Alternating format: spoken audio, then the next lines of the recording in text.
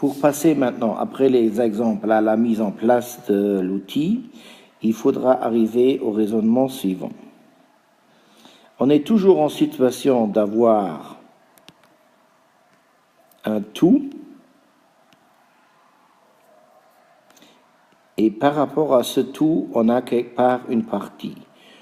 Je laisse ici volontairement de côté la situation où les pourcentages dépassent les 100%, parce que là, pour l'instant, on reste toujours dans la logique partie par rapport à un tout. Donc l'idée, c'est de pouvoir exprimer quelle proportion fait cette partie par rapport au tout.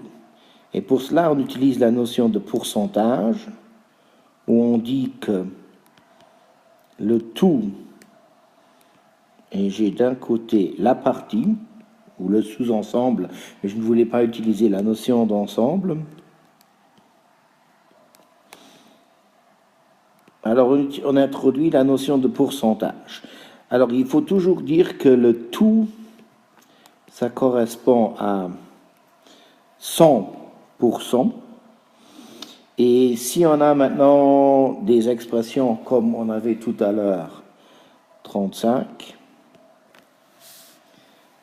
et ici 1855, donc le fait de passer de 35 à 100 en divisant par 35 nous permet de trouver l'équivalent en utilisant le même procédé en divisant par 35, ce qui fait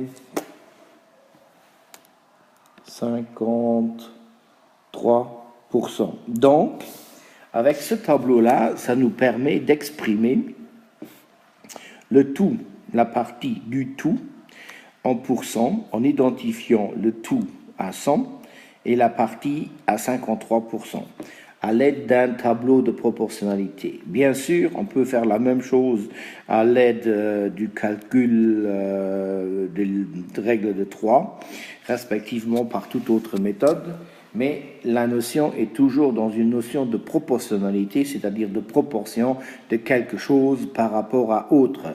Ici, dans la situation, on est toujours dans la proportion d'une partie par rapport à un tout. On aurait pu tout aussi bien ici essayer de passer par un coefficient, mais qui est plus difficilement à engendrer. Et de même, par exemple, si on a dans l'autre situation, comme on avait l'exemple tout à l'heure avec le village C, on a le tout et la partie. On avait ici cette fois-ci 100.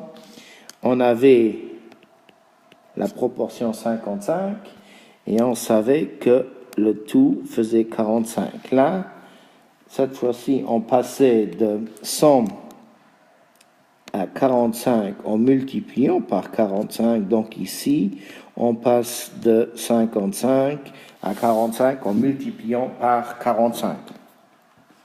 Je propose pour l'instant, pour les premiers exercices, de rester aussi dans des valeurs entières et de chercher des exemples qui font cela.